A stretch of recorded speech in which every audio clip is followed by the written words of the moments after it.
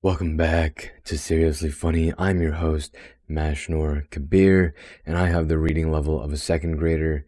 This week, when you're listening to this 2 weeks ago, I have finished fasting for the month of Ramadan. To anyone who observed Ramadan, belated Eid Mubarak. This week, I want to talk about some of the lessons I learned from this year of fasting, and this will be outside of a religious context, so it'll just be lessons from a practice of fasting in itself, which in itself is not innately religious, and so I'm not going to rope that into it. But the first thing to explain is, the fasting I did, specifically, how does it work? So the first thing that, we should just describe is how this fasting works. And so for 30 days, it started on January, February, March, April 12th, I think. For 30 days, it's not just starving ourselves for 30 straight days, no food, no water, 30 days, don't die, good luck. No, that's not happening. Unfortunately, I'm not a cactus. If I tried to do that, what I would learn is death, because I would die, and anyone else that tried that would also probably die. But anyways, the fasting that transpires during Ramadan is more of an intermittent fasting. If you've heard of that, basically you just skip lunch, have an early breakfast, have a late dinner. So you wake up really, really, really early in the morning before the sun comes up. And so generally the way that it works is no eating or drinking from when the sun goes up to when the sun goes down. But anyways, you wake up really early in the morning before the sun comes up, which at this time of year, with where I live, the time is around 4 to 5 a.m. And then you don't eat or drink anything until the sun goes down, which was around 8 to 8:30 p.m. with my geographical location over the past 30 days. And the part that usually surprises people is that you can't drink anything. Most fasting doesn't restrict water intake, but for about 16 to 17 hours, no food, no liquids, and no breathing either. The last part's a joke. You can breathe. You're allowed to breathe. But that's it. A lot of people, the thirst stuff, that is something people are usually surprised about the most. And yes, if you are curious, the thirst is very much so usually worse than the hunger. If fasting is something you're interested in, for many people it really does have health benefits. Take a look at your lifestyle. If you're trying to gain muscle and you're going to the gym to exercise a lot, fasting isn't going to be like, if you're trying to build muscle, fasting is a horrible idea. So I actually had a fair bit of muscle before fasting, and about 2 or 3 days before fasting ended, I looked down at my arm and I realized my arm had shrunk like exponentially. I didn't realize it over the course of the 30 days, but my arms completely disappeared. Like they were pretty solid. Like I was a little bit built in the arms. But then they're literally just noodles now, and I didn't notice until right at the cusp of the end of Ramadan. It was really sad when I looked down at my arm, and I'm like, you know how many months it took to build that? And you're telling me within 30 days all of it disappeared? What the freaking crap, man. But depending on what you're trying to do with your body and your life, talk to your doctor about it. And, fasting might potentially be a good idea for you. And, if you'd like to, go for it. There is a fair bit of science behind fasting, intermittent fasting, different types of fasting. So depending on what you want, depending on what you're doing, again, I lost all of my muscle. I stopped working out for the 30 days of Ramadan because not eating and trying to work out is going to kill you, and not drinking and trying to work out is going to absolutely obliterate you. My arms went from trunks of the California red tree to a noodle. It was very sad. I did still go to work for 3 out of the 4 weeks. One of the weeks I had exams, but for 3 out of the 4 weeks, I still went to work. I have a physical labor job. I'm a janitor. I clean stuff. I move stuff around. So that was really tough. And yes, I did indeed get really, really, really thirsty. My job ends at 12 o'clock in the afternoon. So that means I still had about 8 hours after that to suffer. But yeah, I'm going to go back to exercising now that fasting is over. And maybe one day my arms will come back to me. Yeah. Moral of the story here, though, just to make sure you're active. If you're not fasting, if you're not active, you'll die. That's, yep. So the first thing is lesson number 1 here. Eating is a really, really long process. God, my fasting happened during the rear end and end of my second year, or second semester, in college. And you realize very quickly how much time you suddenly have in the day. Like compared to all the time I had, or compared to the time I had in my first semester and the time I had for the first 3/4 of my second semester, I got so much more time when I started fasting. It's insane to think about how much time I spend, and maybe I think most of us spend on breakfast and lunch. Moreover, one of the reasons you feel like you get more done is because thinking about eating also takes a ton of time. Breakfast, in general, I usually eat the same thing: eggs, some bread. If I'm really lazy, I'll just make some cereal. But lunch, thinking about what you're going to make, how you're going to make it, and then actually making it, it takes a surprising amount of time away from you. Like, it's a fair amount of mental thought and mental processes that go into making food and thinking about food. And here's the thing: I don't make complex food. I'm not a cook. I don't really know how to cook. I throw something on a pan maybe, but that's as far as it goes. I make sandwiches. I'll cut an apple, eat a banana. If I'm feeling really, really fancy, I'll make some turkey bacon, but that's really as far as it goes. I'm not a cook, and I'm not fancy with it. I ain't cool with it, you know what I'm saying? And so, this lesson is kind of a weird one because I'm not sure what you actually get out of this lesson. You shouldn't just not eat. You need to eat. Big news there. Yeah, that one. I don't have any sources for that one. Maybe you don't need to eat. I'm sorry. I don't have a citation for that one. So maybe it's not true. But generally, most people, I think, need to eat. And you're going to lose some time in order to eat. It happens, whatever. I think that the most important part is how much time you spend on thinking about food. One thing that I can relate this to, like this whole idea of, taking a lot of time and, in thinking about your food, is minimalism. So I'm a minimalist. I practice minimalism. I try to avoid buying things that I don't need. Most of my shirts are black. Most of my joggers are black. I don't really have to, quote, make a decision, end quote, when I need to put clothes on. I pick up the shirt in front of me. I grab one of my pants, and due to the natural monotone color matching, it looks good enough.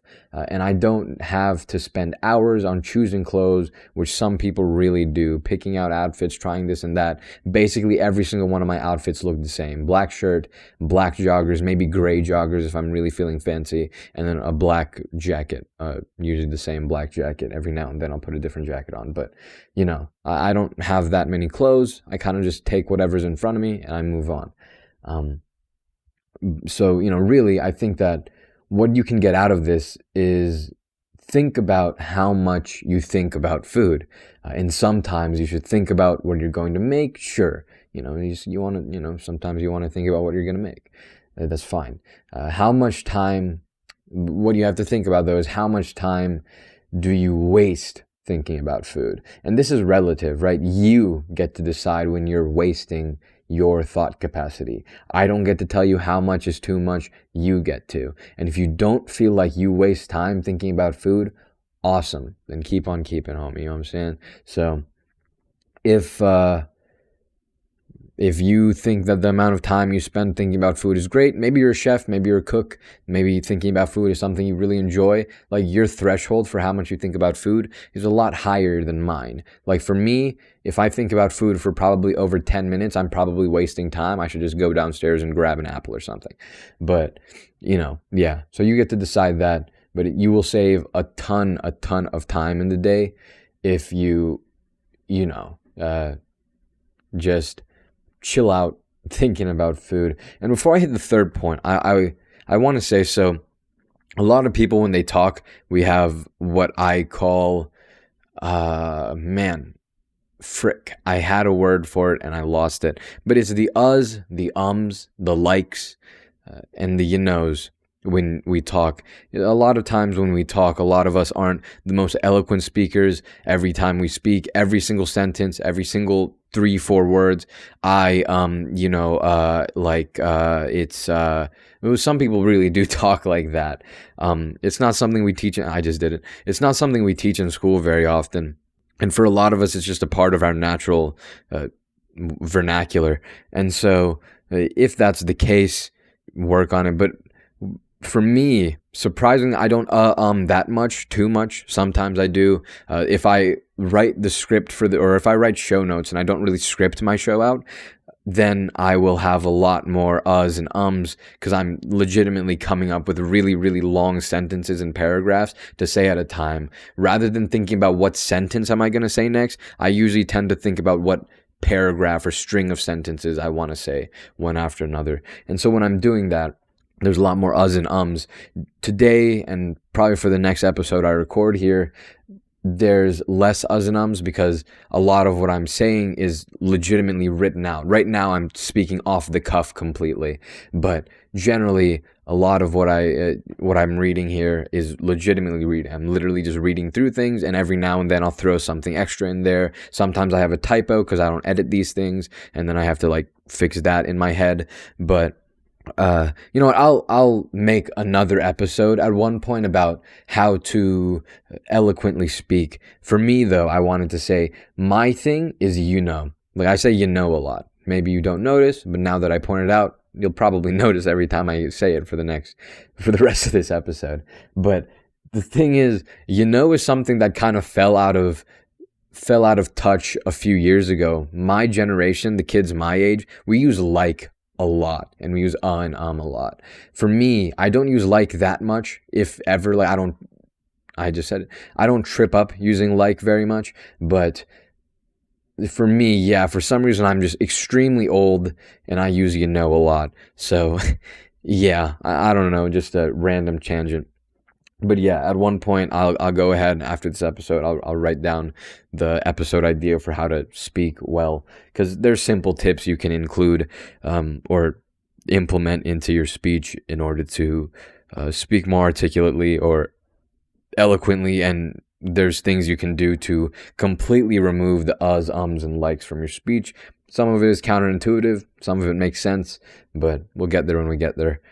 Anyways. Let me hit you with that second lesson from Ramadan. The second lesson that I came to, or that came to me, I guess, that's usually how I like to phrase it, while I waste time, or what the frick? Remember how I said I don't edit these scripts? I literally don't know the second lesson that came to me while I I don't know what the frick I was trying to write there. The second lesson that came to me while I was is probably what I was trying to write, while I was taking out some trash at work. And this is a statement I think about from time to time, and it's not that, and it's not that.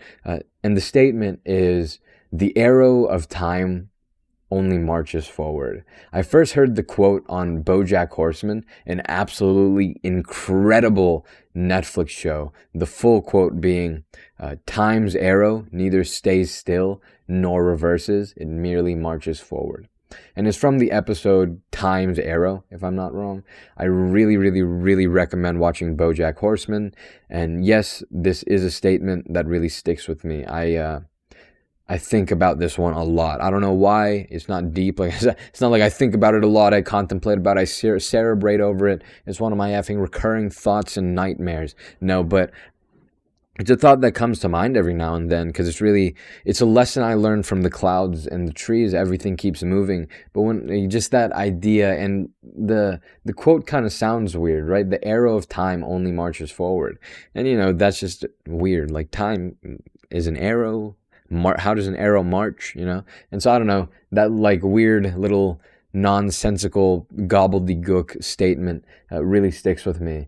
And while I was checking out the trash at work, which is a physical labor job, oh wait, I already talked about this. And yeah, while I was taking the trash out, although I was hungry and thirsty, I thought about how, although every fasting day I get hungry, I get thirsty, at some point the sun goes down and I can eat food and I can drink water.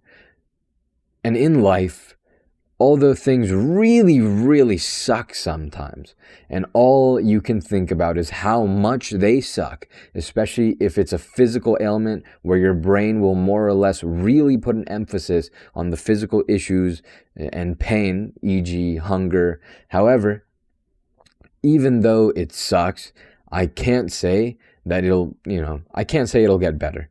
Like you normally hear in this context, right? Inspirational, great podcast about lifting you up and motivating you. But I can't tell you that it'll get better. I don't know your situation. I don't know who you are. I don't know the information necessary. I don't know the context. I can't promise you that it'll get better. And I don't like to give people that dumb, empty, stupid promise. Because, there's a chance that it doesn't get better. Heck, there's a chance that it gets worse, okay? And so I'm not going to lie to you. I am not a fan of people telling other people that things will just get better, unless they know that. They're not God and can't tell the future, people that say that. Unless, of course, they can tell the future, in which case, no problem. Go ahead and tell people it's going to be effing fine. But what I can tell you for a fact is that no matter what's happening, what will happen, what has happened, no matter what's wrong, no matter what pain you feel, no matter what pleasure you feel even, the arrow of time only marches forward. Time will continue to move forward, and the life that you live will continue going on. Something I need to think about is what happens when you don't follow that arrow. What happens when you let that arrow pass you? It's an interesting thought, and I don't have an answer, but I feel like I could find one, so I'm going to shelf that for now. I'll write it down somewhere, and one day I'll think about it. You know what I'm saying? Maybe I shouldn't promise it like sleep, which is the sleeping will be resumed studying like after recording this tomorrow, I guess. So yeah, I'm procrastinating on an issue about time. That really helps my point. But yeah, anyways, the last thing I want to mention for fasting is one of the primary reasons it's done for Ramadan, empathy. Some people are homeless. Some people don't get to eat or drink for more than just one day. And holy crap, if you've ever starved yourself, you don't know the pain. But please, holy crap, man. After when you do the fasting and after how hungry and thirsty you might feel at the end of the day, to imagine that someone does that for more than one day, if you see someone that's less fortunate and you're in a position where you can feasibly give them some food or water and it's innocuous to you, like, don't go broke and go hungry to feed someone else, maybe. But general advice, some people might tell you to do that. I generally don't tell people to do that. But yeah, as someone who's starved and thirsted myself for a meager 16 hours for 30 days for the past, 7-8 years, I can't imagine the pain of starving for multiple days without the hope or knowledge that at some point you'll be able to eat. At least I know that at like 8 whatever o'clock that I will get food and I will be able to eat. That when that arrow of time keeps going, at one point, food will be going in my face. So please help out your fellow humans. That's a request from me. If you see someone that can't help himself, they can. If you see someone that doesn't have some food or water, just simply that, help them out. If it doesn't harm you, go for it. But, that's all for this week. Since I didn't talk about anime in the intro, I finished watching Bottom Tier Character Nozaki, which was pretty good. It's about a loser that goes on self-development quest, and Invincible, which isn't an anime, but it's a cartoon. It's also really great. It has a really great plot. It's an action about superheroes. Give it a watch. It's a little bit realistic and really cool. Aside from that, I have to record another episode after I edit and schedule this one. So I'm going to talk to you again in, for me, a few minutes, but you'll hear from me again next week. Until then, thanks for listening to this episode of Seriously Funny. I love you. Peace.